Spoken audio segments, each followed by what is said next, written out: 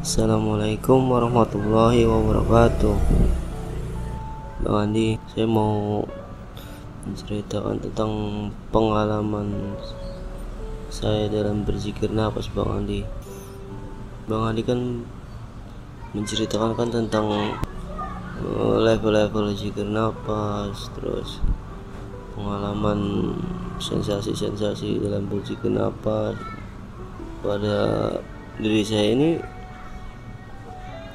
Bang Andi, apa ya, pengalamannya tentang kehidupan sehari-hari Bang Andi, bukan dalam berzikir nafas ya Bang Andi.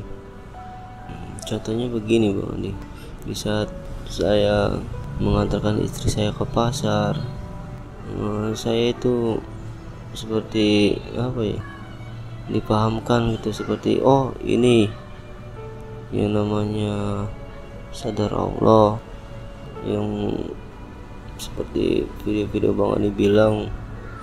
Terus saya kan sering memakai headset Bang Andi, memakai headset tuh sering lihat ya kan video-video Bang Andi.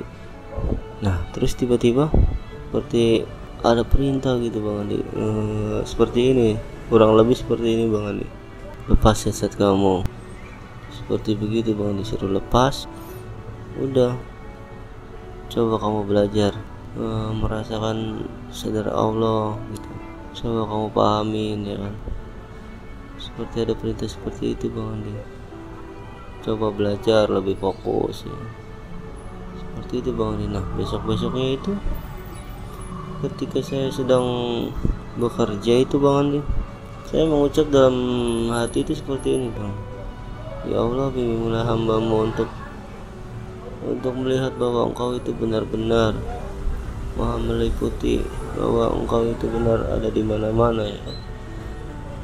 Nah seketika itu Bang Andi, saya tiba-tiba melihat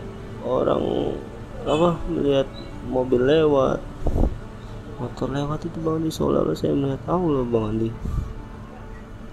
Di situ saya bergetar, merinding, cuman merindingnya itu bukan merinding takut Bang Andi,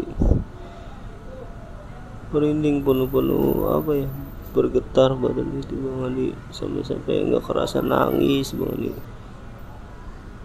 Di situ saya seperti oh ini yang namanya penyaksian diri melihat Allah atau gimana gitu Bang Andi. Saya seperti dipahamkan begitu Bang Andi.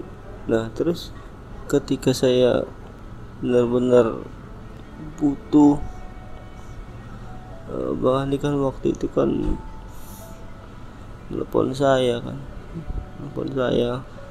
memberitahu saya ada Pak Hamidi yang lewat Bang Andi itu, istilahnya ya adalah niat untuk membantu saya. Nah di situ saya itu seperti diajarkan kurang lebih seperti ini, kamu senang kan tuh, di saat kamu susah ada yang nolongin kamu senang kan, makanya kamu harus bantu orang lain, rasanya sama seperti di saat kamu susah itu pasti rasanya senang, kurang lebih seperti itu. Senang kan dibantu orang lain, makanya kamu bantu orang lain, rasanya sama senangnya kayak kamu orang lain itu, gitu Bang Andi, kurang lebih saya seperti diajarkan seperti itu Bang Andi. Nah terus juga dalam sehari-harinya juga di dalam rumah itu, dalam keluarga saya itu ya, kalau flashback yang sudah-sudah itu ya, dulu saya itu temperamental Bang Andi, sering marah sama istri, sama anak, sama adik-adik ipar saya. Cuman sekarang alhamdulillah emosi itu terkontrol, dan saya sadari itu ya Allah menghadirkan mereka ya untuk saya belajar mengendalikan emosi saya. Apalagi anak saya super rewelnya minta ampun. Itu kalau dulu itu wah udah langsung saya marah saya. Cuma sekarang ya rewel ya udah biasa aja. Alhamdulillah sekarang nggak seperti dulu gitu Bang Adi. Nah yang saya tanyakan itu seperti ini Bang Adi. Eh, apakah benar itu ibaratkan bisikan itu perintah dari Allah atau dari setan gitu Bang Andi? Karena saya takut Bang Andi. Iya, saya takutnya seperti ini. Takut saya berpikir itu perintah dari Allah, takutnya nyatanya dari setan. Makanya takut terlalu jauh nggak cerita ke Bang Andi, takutnya saya salah jalan. Makanya saya tanya Bang Andi. Nah yang kedua itu ini Bang Andi, apa ya, pengalaman saya dalam zikir napas itu nggak ada gitu sensasi-sensasi. Cuman saya itu ada daya selalu memejamkan mata, benar-benar terpejam, sakit di mata Bang Andi, terpejam, terlalu terpejam, mata itu terlalu terpejam. Gimana sih rasanya, seperti terlalu terpejam gitu Bang Andi lah, seperti itu Bang Andi. Nah yang ketiga ini Bang Andi kan menjelaskan tentang level-level napas. Cuman ya saya nggak tahu posisi ada di mana gitu Bang Andi. Itu aja sih Bang Andi, 3 pertanyaan itu yang ingin saya tanyakan. Itu aja Bang Andi. Apabila ada kata-kata saya yang salah, saya minta maaf Bang Andi. Bila ada kopi pahitnya, bolehlah Bang Andi kopi pahitnya. Sekian dari saya Bang Andi. Wassalamualaikum warahmatullahi wabarakatuh.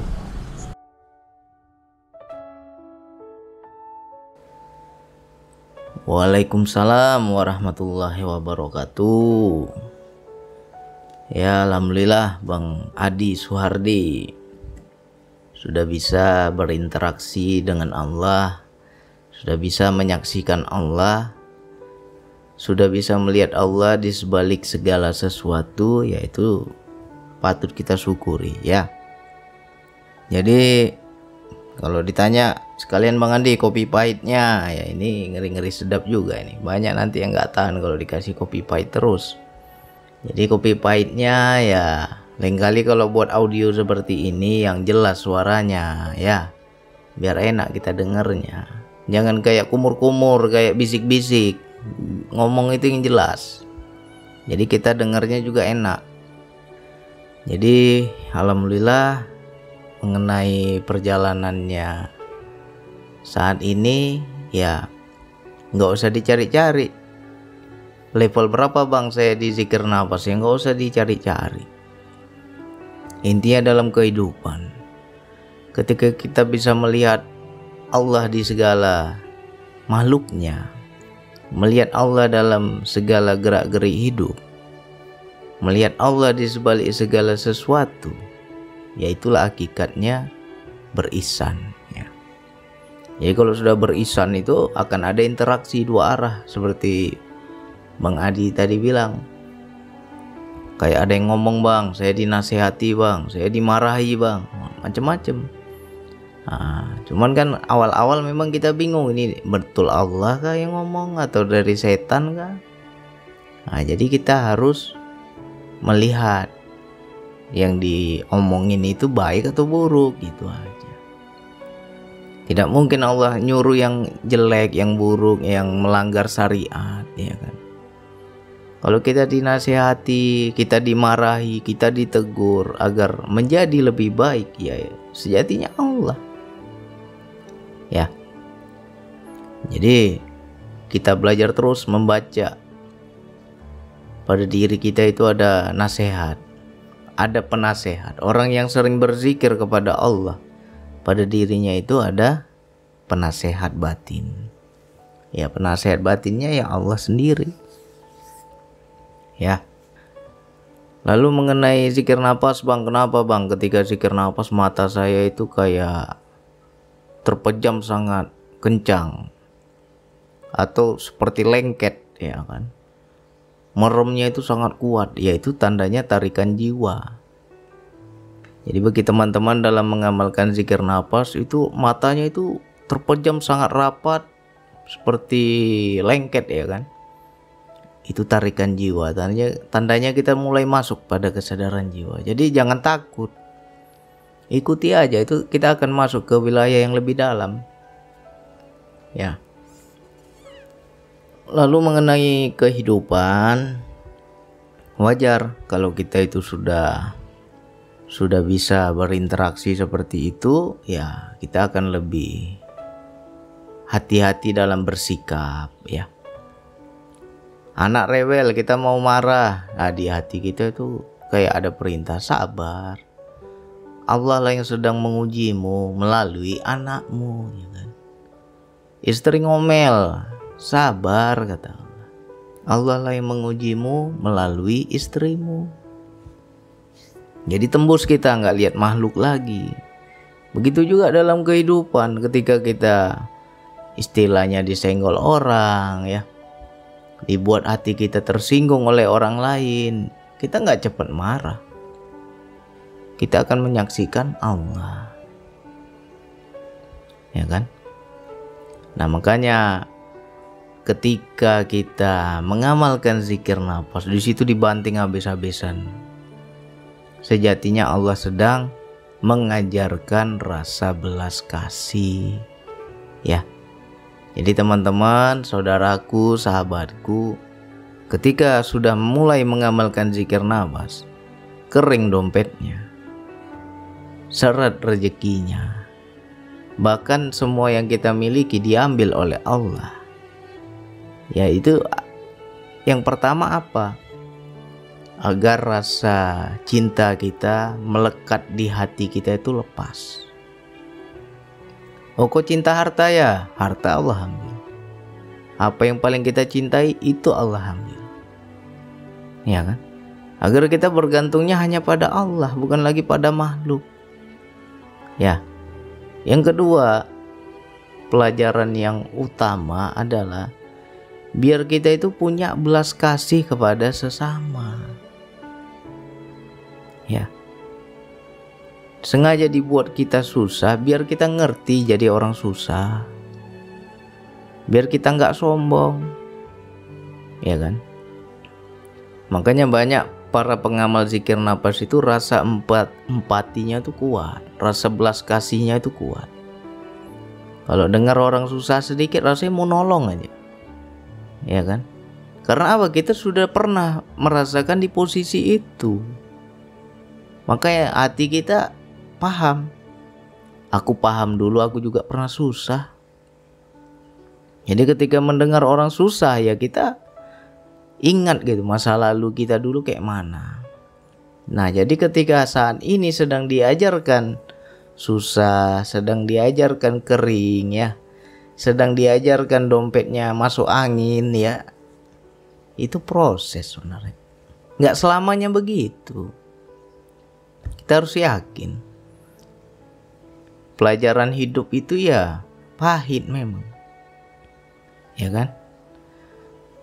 Macam mana kita bisa punya belas kasih, kita punya toleran, kita punya rasa peka kepada sesama, kalau kita nggak pernah di posisi itu, ya nggak ngerti kita, ya kan? Rasanya lu gua itu bagi orang yang nggak pernah ngerasain. Nah tapi ketika kita pernah, aku pernah dulu susah sekali, aku pernah dulu nggak makan, aku pernah dulu rasanya ditolong orang itu luar biasa senangnya. Nah ketika kita diberikan Allah kemampuan, kelapangan, nah di situ harus ingat ya, jangan susah aja ngadu, ya Allah susah nggak ada uang, ya Allah susah rezekiku sempit. Giliran dilapangkan oleh Allah besok lupa kita. Banyak orang kayak gitu. Jadi harus ingat kalau besok dilapangkan oleh Allah, ya Allah kenapa hari ini lapang ya Allah, ya Allah kenapa rezeki hari ini banyak ya Allah, ada jatah siapa di sini ya Allah, ada hak siapa di sini ya Allah. Seharusnya begitu kita. Jangan dilapangkan rezeki kita lompat-lompat kita senang luar biasa kita. Ya, itu tandanya ya masih duniawi. Coba belajar terus berinteraksi kepada Allah. Nanti kita dari segala hal bisa apa ya? Ada penasehat batin. Oh, si Fulan susah tuh, kau bantu dia. Tuh ada tuh bahasa-bahasa di hati kita, di kolbu kita, ya. Perintah-perintah di dalam diri itu kita paham. Siap ya Allah, aku bantu dia. Berapa yang harus aku bantu ya Allah? Dari hal segitu aja Allah tentukan loh. Allah jawab. Ketika kita bertanya, kasih sekian. Nanti perang lagi tuh nafsu kita. Jangan, kebanyakan itu. Sekian aja katanya. Berantem tuh dalam diri kita. Tapi kita harus kenali nih, mana yang Allah ngomong, mana yang nafsu ngomong. Ya. Nah, awal-awal memang kita bingung nih, Allah kah, setan kah, nafsu kah, kita nggak tahu. Tapi lama-lama kita akan kenal, ya. Makanya kita harus kenali segala bisikan di hati itu. Dari hal begitu aja kadang dikasih tahu. Ya Allah, si Fulan itu kasihan ya Allah. Ya udah bantu dia katanya kan. Kadang kita belum ngomong duluan tuh perintah turun. Bantu dia. Berapa yang harus aku keluarkan ya Allah? Berapa yang harus aku bantu ya Allah? Ya. Nanti dari hal yang kita keluarkan itu sesuai itu dengan yang dia butuhkan. Ya kan? Begitu kita bantu, kita tolong, di situ orang tersebut jadi tanda tanya gitu. Kok bisa pas ya? Padahal aku butuhnya sekian, kamu bantu sekian, pas sekali katanya. Itu tandanya ya sudah gerak Allah itu. Ya. Jadi kita harus membaca itu. Segala dorongan, bisikan, perintah di dalam diri, ya. Selagi itu baik ya Allah. Jangan kita ragu. Ketika berbuat kebaikan kita ragu, di situ ada setan berarti. Ya. Kita hendak berbuat kebaikan. Awalnya terdorong ya kan. Paham kita perintahnya. Begitu hendak melakukan kok jadi ragu. Ya berarti di situ campur tangan setan itu. Ya. Min syarri waswasil khannas. Yang meniupkan rasa was-was pada hati manusia. Ya. Nah, ketika was-was itu ya harus kita lawan. Perintah pertama yang nomor 1 itu yang Allah. Perintah kedua yang membuat ragu-ragu yaitu setan. Nah wilayah ini halus, banyak kita nggak bisa baca kadang. Ya kan? Di situ kita harus pahami. Jadi untuk Bang Adi ya jangan dicari-cari level berapa. Saya sudah di mana, ya nggak penting itu zikir nafas. Ya, yang pentingnya adalah kesadaran dalam kehidupan. Bagaimana kita hidup penuh kesadaran kepada Allah. Aku mau begini, aku lihat Allah. Aku mau begitu, aku paham perintah Allah. Ya, diam dan gerak kita ada Allah. Itulah yang dikatakan zero. Itulah yang dikatakan hamba. Ya, abdinya Allah, pelayannya Allah, pesuruhnya Allah. Jika kita melakukan gerak-gerik hidup ini sesuai perintahnya, itulah hamba. Ya. Jadi belajar terus, berinteraksi terus kita. Apa Allah bilang, sesungguhnya aku maha mendengar ya. Apalagi sudah maha mendengar ya juga maha bicara, maha berkata-kata. Ya kan? Seperti sifatnya kalam, berkata-kata. Nah tapi bisa nggak kita dengar nih Allah bicara, Allah ngomong, Allah berkata-kata, paham nggak kita? Ya kalau belum aktif kesadaran kita ya nggak paham. Makanya di situ harus berinteraksi terus. Ya. Jadi macam Bang Adi harus banyak-banyak baca perintah, harus banyak-banyak berinteraksi dalam segala gerak-gerik hidup kita. Sebelum melakukan sesuatu, tanya dulu Allah. Ya Allah, aku mau begini. Ya Allah, aku mau begitu. Tanya dulu. Cocok enggak ya Allah? Pantas enggak aku lakukan ya Allah? Engkau ridho enggak ya Allah? Tanya dulu, jangan kita asal semau gue. Ya. Nah, jadi kalau kita sudah bisa berinteraksi dengan Allah, enak. Ya. Enak hidup ini, segala gerak-gerik hidup kita Allah. Aku ke sini ku pandang Allah. Aku ke sana ku lihat Allah. Aku ke sana lagi ku saksikan Allah. Ya. Jadi itu juga bisa dikatakan fana, ya. Itu juga maknanya fana. Mata zahir melihat makhluk, mata batin atau kesadaran jiwa kita melihat Allah. Ya.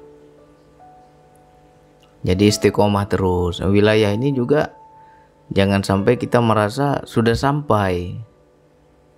DN juga harus dijalankan. Jangan sampai kita, aku nggak DN lagi bang, aku udah, yang penting udah sadar Allah, sudah bisa kulihat Allah di setiap makhluknya. Ya kalau kita nggak istiqomah DN-nya, ya itu kesadaran bisa melemah. DN itu sebagai pengecas daya itu. Ya. Jadi kalau nanti kita sudah mulai lapang, apa harus lebih peka pada orang sekitar. Ya. Gimana rasanya susah? Gimana rasanya kita itu terjepit? Gimana rasanya kita sempit? Nah, coba lapangkanlah orang lain. Orang lain lagi sempit, kita lapangkan. Orang lain lagi banyak beban, kita ringankan bebannya. Kalau kita paham perintah, ya itu sebagai apa? Rasa syukur kita. Terima kasih ya Allah, aku nggak sesempit seperti dulu.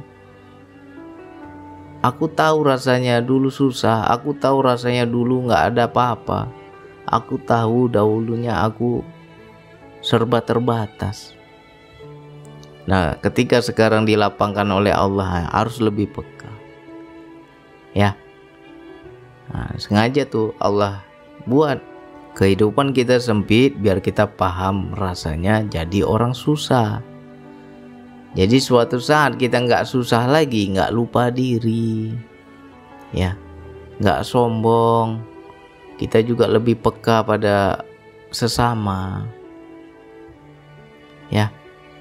Jadi istiqomah terus bang. Perjalanan masih jauh, jangan merasa sampai, ya. Nggak usah dicari-cari level berapa itu DN-nya. Istiqomah aja, DN anggap aja amalan harian. Lalu di kehidupan ya baca perintahnya, baca kalamnya, baca Allah bicara itu seperti apa, Allah memberi perintah seperti apa. Berinteraksi terus kita. Ya. Ya, jadi ini mudah-mudahan bisa dipahami untuk saudaraku, sahabatku yang lain juga. Hakikatnya berisan itu ya paham perintah, bisa berinteraksi. Jadi bukan hanya sekedar aku menyaksikan Allah, melihat Allah, tapi nggak ngomong kita sama Allah.